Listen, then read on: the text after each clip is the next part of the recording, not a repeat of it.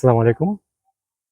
গত ১১ জুন ২০২৬ ইংরেজি তারিখ ছিল ফরিদপুরের সম্ভ্রান্ত মুসলিম পরিবারের কর্ণধার, সকলের অতি সুপরিচিত, আদর্শ নীতি নৈতিকতার এক অনন্য দৃষ্টান্ত ঝিলতলী আমিনা মঞ্জিল নিবাসী মরহুম কাজী জালালউদ্দিন সাহেবের ৪৭তম মৃত্যুবার্ষিকী। রাব্বির হামহুমা কামা রাব্বায়ানি সাগীরা। একমাত্র পরম করুণাময় মহান আল্লাহ রাব্বুল আলামিনের সন্তুষ্টি অর্জনের উদ্দেশ্যে মরহুম পিতার রুহের মাগফিরাত কামনায় সাদকায়ে জারিয়া স্বরূপ তার কীর্তিমান মহিষী কন্যা, যিনি গণপ্রজাতন্ত্রী বাংলাদেশ সরকারের সর্বোচ্চ পদে দায়িত্বরত থেকেও দেশ এবং দেশের অনগ্রসর জনগোষ্ঠীর জীবনমান উন্নয়নে অপরিসীম অবদান রেখে চলেছেন, নাম প্রকাশে অনিচ্ছুক শ্রদ্ধাভাজন আপু তার জন্মদাতা পিতার রুহের মাগফিরাত কামনায় বেশ কিছু সেবামূলক কার্যক্রম বাস্তবায়নের নিয়ত করেছেন। আলহামদুলিল্লাহ, জাযাকাল্লাহ খায়ের। উক্ত কার্যক্রমের অংশ হিসেবে আজ খুবই দুঃখ দুর্দশাগ্রস্ত পরিবারের সেলাইয়ের প্রশিক্ষণপ্রাপ্ত দুজন নারীর জীবিকার স্থায়ী একটি অবলম্বন গড়ে দিতে ২টি সেলাই মেশিন এবং সেলাইয়ের যাবতীয় উপকরণ প্রদান করা হচ্ছে। শ্রদ্ধাভাজন আপুর জন্মদাতা পিতা ছিলেন ফরিদপুরের সকলের অতি সুপরিচিত, শ্রদ্ধাভাজন, ন্যায়পরায়ণ, সৎ, আদর্শবান, সকলের অনুকরণীয় মান্যবর একজন ব্যক্তিত্ব। ১৯২০ সনে ভাঙা পাইলট স্কুল থেকে ইউনিভার্সিটি অব কলকাতার অধীনে ম্যাট্রিকুলেশন পাশ করে তৎকালীন ব্রিটিশ আমলে পুলিশ সার্ভিসে যোগদান করেন। পূর্ব পাকিস্তান আমলে পোস্টিংয়ের সুবাদে তিনি ছিলেন ফরিদপুরের থানার প্রথম টিএসআই। মহিয়ান এর পিতা নিজস্ব সরকারি দায়িত্ব সততা, নিষ্ঠা এবং দক্ষতার সঙ্গে পালনের পাশাপাশি সন্তানদেরকেও সততা, আদর্শ, নৈতিকতায় সুশিক্ষিত করে দেশ ও জাতির শ্রেষ্ঠ সন্তান হিসেবে গড়ে তুলেছেন।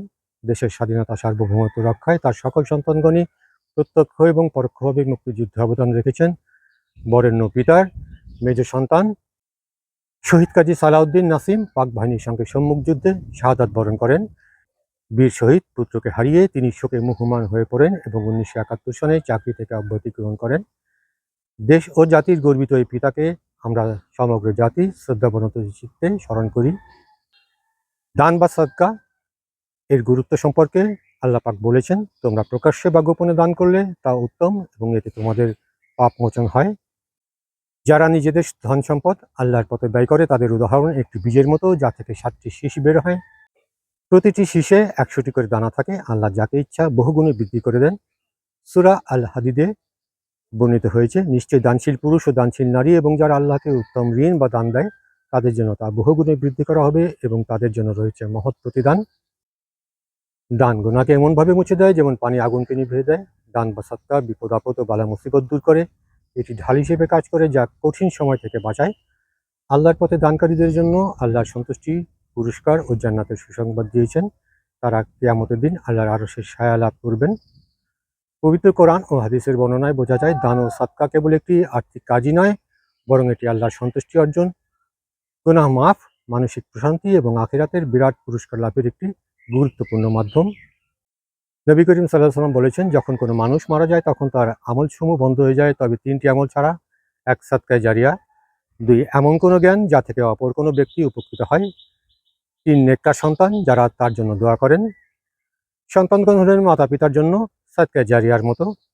তাদের ভালো আমল ও দোয়া তাদের কবরে পৌঁছায় এবং তাদের জন্য রহমত ও মাগফিরাতের কারণ হয়। পরম করুণাময় আল্লাহ তাআলা শ্রদ্ধাভাজন আপুরের সাদকায়ে জারিয়াকে কবুল করুন। এই সাদকায়ে জারিয়ার উসিলায় তার মরহুম পিতার জীবদ্দশায় জানা অজানা সকল ভুল-ভ্রান্তি সমূহ মাফ করে দিন। তার কবরকে জান্নাতের সঙ্গে সংযোগ স্থাপন করে দিন। রোজ কিয়ামত পর্যন্ত এই সাদকায়ে জারিয়ার সওয়াব তার রুহের প্রতি অব্যাহত রাখুন। সন্তানের এই পুণ্যময় আমলের উসিলায় আল্লাহ পাক শ্রদ্ধাভাজন আপুর মরহুম পিতাকে বিনা হিসেবে জান্নাতুল ফেরদৌস নসিব করে জান্নাতের মেহমান করে রাখুন। আমিন, আল্লাহুম্মা আমিন। আল্লাহ তাআলা শ্রদ্ধাভাজন আপু এবং তার পরিবারের সকলকে এই সাদকায়ে জারিয়ার সর্বোত্তম প্রতিদান দিন। অনাকাঙ্ক্ষিত সকল প্রকার বালা মুসিবত বিপদ আপদ থেকে মুক্ত রাখুন। দুঃখী মানুষের কষ্ট লাঘবের প্রতিদানে আল্লাহ পাক তার দুনিয়া এবং আখিরাতের সমুদয় কষ্টসমূহ লাঘব করে দিন।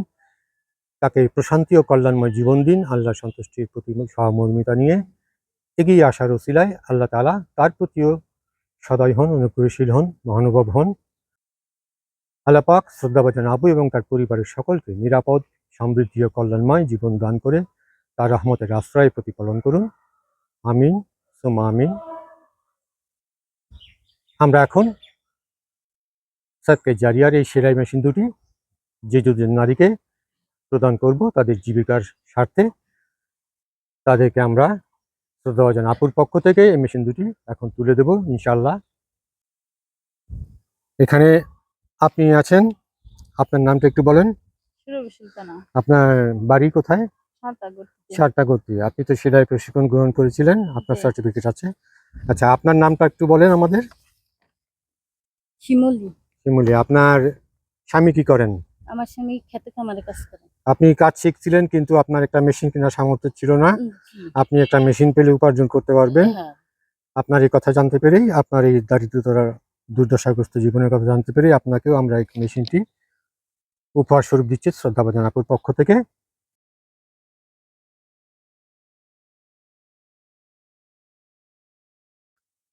আপনারা শ্রদ্ধাভাজন আপুর পক্ষ থেকে মেশিনটি গ্রহণ করুন। আলহামদুলিল্লাহ। আলহামদুলিল্লাহ, জাযাকাল্লাহ খায়ের। হুম। আপনারা দোয়া করবেন হুম। শ্রদ্ধাভাজন আপুর মরহুম পিতার জন্য, হুম।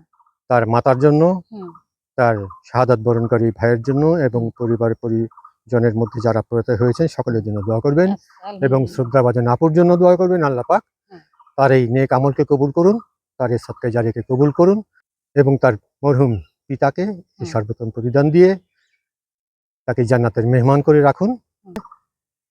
শ্রদ্ধাভাজন আপুর প্রতি আমার এবং আপনাদের দুজনের পক্ষ থেকেও অশেষ কৃতজ্ঞতা।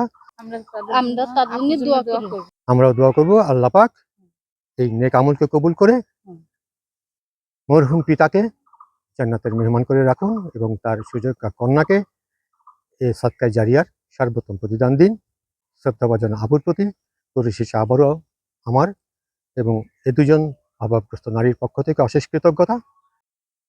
সকলকে আমার শুভেচ্ছা। ধন্যবাদ সবাইকে। আসসালামু আলাইকুম। আসসালামু আলাইকুম।